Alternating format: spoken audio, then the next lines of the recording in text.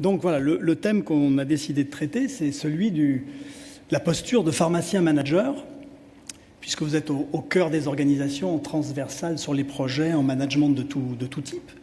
Donc c'est une posture qui est importante et qui prend de plus en plus de place. Et donc finalement, c'est comment on relie ça au développement de la pharmacie clinique dans un environnement, comme on vient de le rappeler, qui est contraint, à budget au mieux constant et effectif au mieux constant. Donc voilà, on va essayer à travers quelques exemples, d'abord un peu large, un peu théorique, et puis en descendant dans des aspects pratiques, de faire un petit tour d'horizon de ces questions managériales. Donc quelques enjeux, on va commencer par quelques enjeux en termes de management appliqués à la pharmacie. Le management socio-économique, je vous expliquerai de quoi il en retourne de ce type de management et d'ingénierie de projet. Comment se déroule une intervention socio-économique en PUI à l'hôpital d'une manière plus générale. Et puis finalement le cœur de notre ingénierie, c'est d'aller traquer des dysfonctionnements, de les mesurer et puis de voir effectivement comment on peut les transférer vers un peu plus de performance. Donc dégager des ressources, dégager du temps, si possible, vers des activités à plus forte valeur ajoutée clinique, en réduisant l'énergie qu'on passe, et les services transversaux passent énormément d'énergie à réguler, à interner des dysfonctionnements qui viennent d'ailleurs. Donc là, il s'agit de quelques expériences de coopération sur la gestion du médicament entre des PUI et entre des unités de soins. Donc tout d'abord, le concept de gouvernance clinique, qui a été défini comme la conduite d'une action collective dont le but est d'accroître la capacité des acteurs à coordonner leurs pratiques et de garantir la qualité des soins. Bon, une fois qu'on a dit ça, effectivement, comment on met les choses en œuvre? Je pense qu'il faut qu'on se rappelle qu'après quelques décennies de management centré sur du pilotage des indicateurs, de reporting, il ne faut pas oublier ou il faut se remémorer que le management est une activité qui est clinique, qui doit prendre le temps du diagnostic de l'organisation avec les acteurs, avec les gens qui la composent, avant de passer en décision, en mode projet, en pilotage. Donc c'est ce qu'on va essayer de voir pendant quelques dizaines de minutes. Donc le pharmacien, c'est inconnu.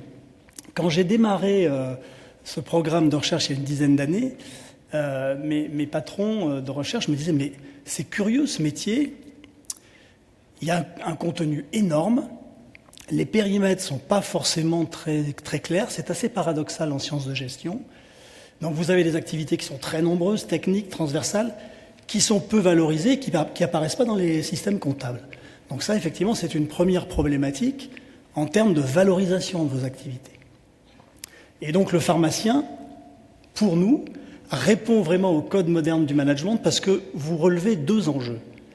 Stimuler les coopérations, et ça demande énormément d'énergie, et puis intégrer des normes complexes, et ce sont les deux enjeux du management des décennies à venir. Alors qu'est-ce que notre activité, en quoi consiste-t-elle? Conduire le changement soit au sein des organisations de santé et très souvent au sein des PUI, au sein d'industries de santé également, et puis de développer, de contribuer, de transmettre, notamment aux nouvelles générations, des principes de management, de gestion de projet, de pilotage un peu renouvelés. Donc le management socio-économique, qui est le fondement de notre approche, c'est une théorie qui a été fondée dans les années 70 par un certain Henri Saval. Et il s'est dit à ce moment-là, il travaillait sur l'explosion des bulles financières à l'époque, et il se disait finalement, au moment du choc pétrolier, on ne valorise pas, on ne mesure pas la valeur du travail humain, ça apparaît nulle part. Donc il a dédié ses fondements théoriques et sa mise en œuvre, et leur mise en œuvre, à essayer de relier la performance économique et la performance humaine. Donc c'était un gros challenge. Et maintenant, effectivement, il y a à peu près 1850 organisations qui ont testé, adopté ce type de management. Donc ça commence à être robuste et on va pouvoir en donner quelques exemples pharmaceutiques. Dans ce petit schéma qu'il y a sur la droite, le postulat de départ, c'est que le levier numéro 1, c'est la qualité du management, principalement. À un moment où le management est assez bousculé, on parle de libération d'entreprise, de tas de concepts qui sont testés, ne faut pas oublier que c'est le management qui pilote l'ensemble des organisations. Donc, descendons encore d'un cran. C'est quoi cette approche des coûts cachés? En fait, toute organisation, comme on le disait tout à l'heure, génère des dysfonctionnements ou les intègre, dans le cas d'activités transverses. Et donc, le but de l'intervention socio-économique est de les réguler, de les faire diminuer. Donc, ce diagnostic, puisque ça commence par une phase de diagnostic assez longue, assez consistante, permet de mesurer, d'ordonner tous ces dysfonctionnements, de les classer en quelque sorte, et puis de les traduire en argent, en coûts cachés, pour avoir vraiment une vision de où sont les gisements de performance d'une organisation, pour ne pas se tromper de priorité, parce qu'on les connaît, les dysfonctionnements. Vous savez où ils sont dans votre organisation. Encore faut-il les travailler de manière précise si on veut obtenir un résultat. Donc ils ont été évalués, ces coûts cachés, entre 20 000 et 70 000 euros par salarié par an. C'est énorme. On peut les réguler en entamant derrière une phase de projet classique, de pilotage de priorité de projet, et on arrive effectivement à en réduire à peu près 30 à 50%. Donc, une fois qu'on a lancé ça et qu'on s'est dit finalement c'est énorme, derrière, il faut voir qu'il y a une ingénierie, il faut se relever les manches et il faut mettre ça en œuvre. Donc, 3 étapes dans une intervention, une recherche-intervention. D'abord, un diagnostic, on le verra tout à l'heure, assez long. J'ai pris des exemples sur la gestion d'une dotation de médicaments dans une unité de soins. Après, on identifie, on précise ces gisements de performance, on valorise les coûts cachés, on les mesure, et puis après on intègre tout ça dans un plan d'action qu'on priorise, avec des indicateurs classiques, pharmaceutiques, et puis des indicateurs socio-économiques de performance gagnée, on le verra tout à l'heure. Alors un objectif que l'on s'est fixé dans une des interventions, c'est d'accompagner la gestion du médicament au plus près des patients, afin que les médecins et les soignants puissent se concentrer sur leurs activités de soins. Alors, comment se déroule la première phase, le diagnostic socio-économique? Bon, on étudie les données internes, ça part de l'organigramme, les bilans sociaux, les bilans comptables, ça c'est une première chose. Ensuite, on va faire un diagnostic qualitatif de ces dysfonctionnements. Donc on interviewe le management, on interviewe les collaborateurs, PUI, unité de soins en l'occurrence, et puis après, on va avoir un certain nombre de phrases qu'on appelle des phrases témoins, anonymes, et que l'on va classer dans une nomenclature de dysfonctionnement. Donc là, on va commencer à hiérarchiser les choses. On va les restituer au personnel interviewé. C'est la première des choses à réaliser. Ça permet de mettre les gens dans une dynamique de conduite du changement. Et puis après, on va revoir l'encadrement et on va le réinterviewer pour regarder l'énergie que les acteurs passent à réguler ces dysfonctionnements. Et on va transformer cette énergie, ces heures, ces opportunités perdues en coûts. Alors, une intervention type, elle se déroule à peu près de la manière suivante. Donc d'abord, on définit le périmètre avec un comité de pilotage, ça prend 1 mois, 2 mois. On fait le diagnostic, en général, au bout de 4 mois, c'est fait. On a les dysfonctionnements, on les connaît, ils sont précisés, on sait combien ça coûte. Après, on va transférer ça dans un plan d'action avec les acteurs concernés. On va avoir bien sûr le comité de pilotage, mais on va avoir aussi des collaborateurs de l'entreprise, des préparateurs, des agents, des pharmaciens. Et une fois que le projet, que l'architecture du projet est bien construite, bien stable, classiquement, on passe en pilotage avec des revues mensuelles de projet en s'attachant à réguler les dysfonctionnements principaux, les poches de dysfonctionnement les plus importantes et qui correspondent bien évidemment aux objectifs et aux projets pharmaceutiques que vous avez décidés. Et puis à la fin de tout ça, on regarde qu'est-ce qu'on a à gagner, alors sur des indicateurs classiques, économiques, et sur des indicateurs sociaux, notamment qu'est-ce qu'on a réussi à faire fondre comme dysfonctionnement et qu'est-ce qu'on a réussi à remettre sur des activités à forte valeur ajoutée, par exemple de la pharmacie clinique. Ça, c'est un exemple une fois un diagnostic terminé, de répartition des dysfonctionnements selon différents thèmes.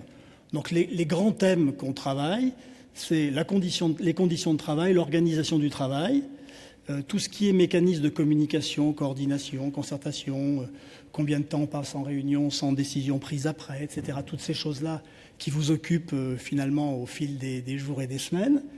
La gestion du temps, les délais non respectés, ça peut être les glissements de tâches, un encadrant qui passe des heures à faire des choses à moins forte valeur ajoutée, à gérer des plannings, parce que les gens sont absents, etc., etc.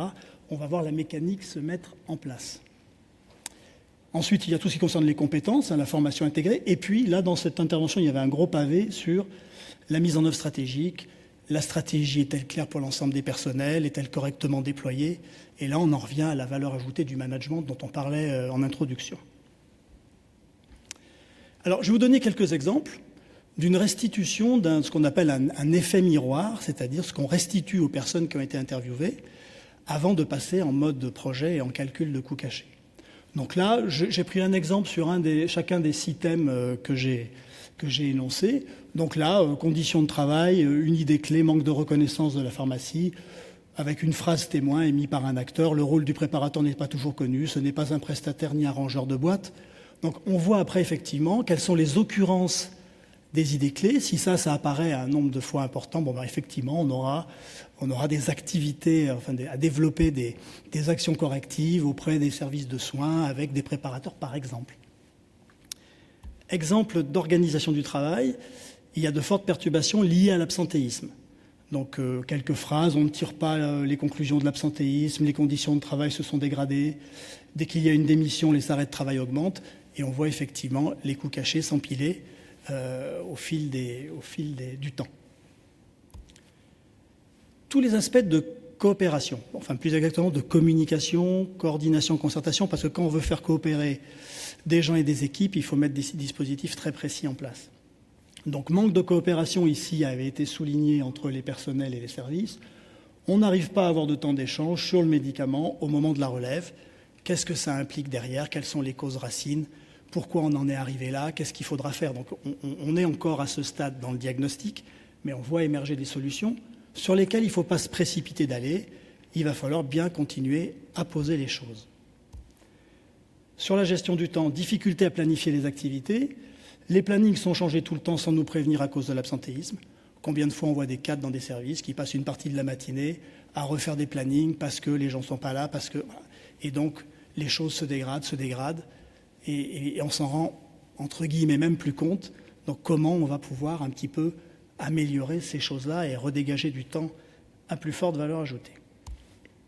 Et puis sur la formation intégrée, il n'y a pas de temps de formation hormis un moment à la relève, disait quelqu'un dans un service de soins. Il manque de connaissance du circuit du médicament, c'est quelqu'un d'une pharmacie qui disait ça, dans les services de soins. Donc effectivement, comment on arrive à sanctuariser du temps entre soignants et pharmaciens ou préparateurs? Quelles sont les actions qu'on mettra en place? Et puis le dernier thème, la mise en œuvre stratégique sur la gestion du personnel. Il faut répartir au mieux le temps de préparateur, tout en sachant qu'on ne va pas forcément avoir des postes en plus, dans les services cliniques à effet constant. Donc ça pose effectivement la question de à quel niveau on va pouvoir se permettre d'intervenir dans les services cliniques.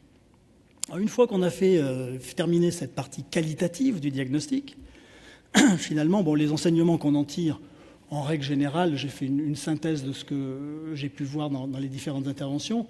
Je me suis centré là, sur cette diapositive, sur la non-présence de la pharmacie dans les unités de soins. Qu'est-ce que cette non-présence entraîne?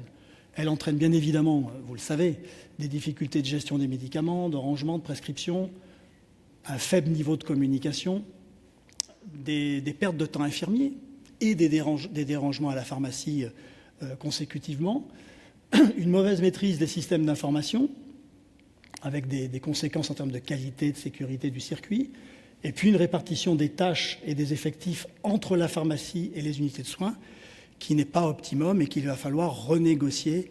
C'est un travail de renégociation sans cesse entre unités de soins, pharmacie, direction, de coûts de 0,10 ETP en 0,10 ETP. Donc, si on veut conclure cette première partie, il y a un certain nombre de dysfonctionnements qui sont classés dans des thèmes et des sous-thèmes. Et quand ces dysfonctionnements s'amplifient, on voit des augmentations d'absentéisme, c'est corrélé, d'accidents du travail, de rotation du personnel, de turnover, de qualité des produits ou des services, et de production directe. Et donc on voit à ce moment-là s'enfler les volumes de coûts cachés. Et ça, c'est dû finalement à un problème d'interaction entre ce qu'on appelle les structures, l'organisation telle qu'elle est mise en place, et puis les comportements des acteurs qui cherchent effectivement à optimiser ou à se trouver des dérivatifs. Alors ça, c'est un exemple, un tableau de synthèse sur une intervention. Le montant de coûts cachés dans ce cas-là était d'1,6 million. Ça correspondait à un petit montant, c'est toujours sous-estimé les coûts cachés, de 30 000 € par personne. Donc c'est vrai que parfois, quand on annonce ça à des directions, ils disent « mais comment ça se fait? Est-ce que c'est possible? Ça apparaît pas dans mes bilans comptables ?» Ben non. Cette performance humaine, c'est quelque part un contrôle de gestion annexe, complémentaire au bilan classique.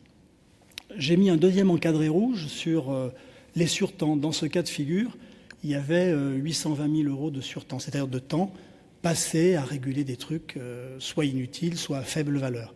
Alors vous allez me dire comment on calcule ça? On calcule une valeur horaire, mais pas en partant de la valeur salariale, puisque quand un individu travaille dans une organisation, il produit plus que son salaire. C'est le principe, quelque part. Donc on calcule une valeur horaire qui est propre à l'organisation, et ce qui nous permet de mesurer des heures, de les transférer en coûts. Le but, c'est quoi? C'est de conduire le changement, c'est pas de regarder à l'euro près ce que ça donne. C'est de dire, voilà, les zones d'action, c'est sur l'absentéisme, c'est sur la présence dans les services de soins, c'est sur la formation, etc. De pouvoir bien montrer à tous les acteurs, qu'ils soient soignants, qu'ils soient directeurs, qu'ils soient pharmaciens, de pouvoir trouver un langage commun pour pouvoir prendre des décisions.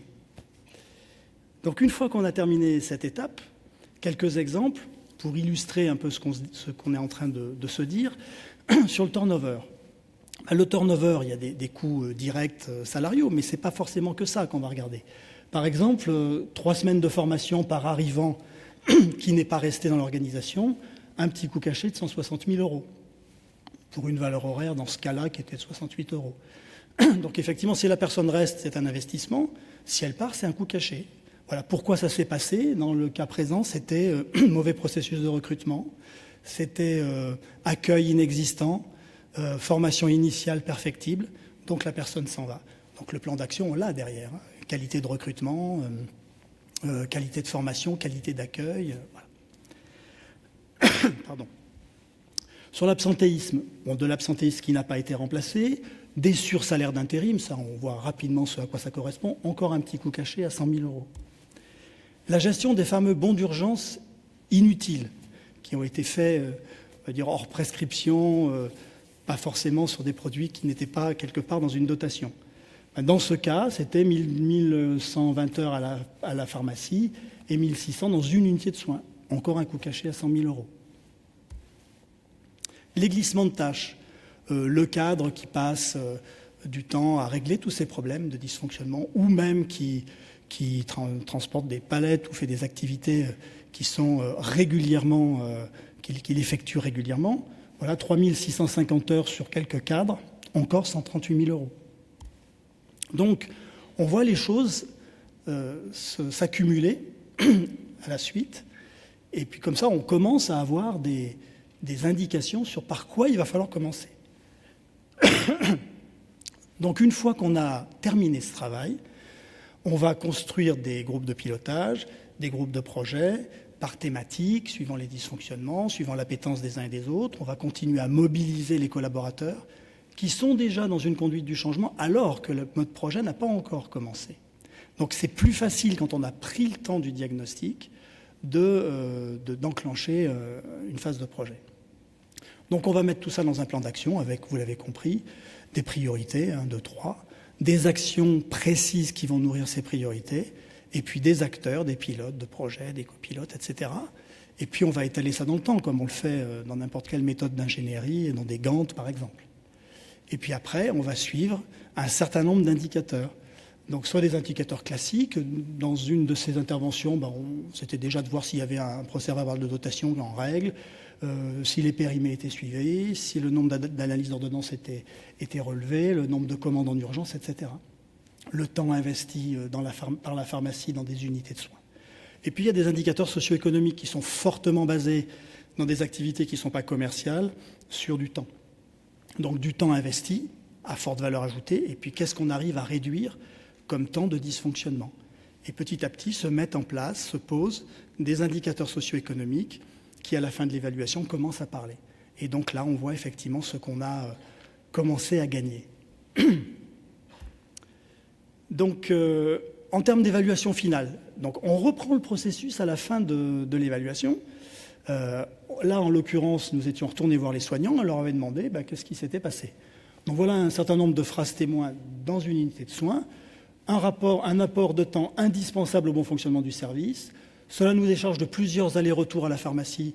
Voilà, X allers-retours sur 30 dotations, fois un quart d'heure à chaque fois, etc. Vous imaginez vite, sur un hôpital, en l'occurrence c'était 500 lits, ce que ça peut entraîner comme coût caché.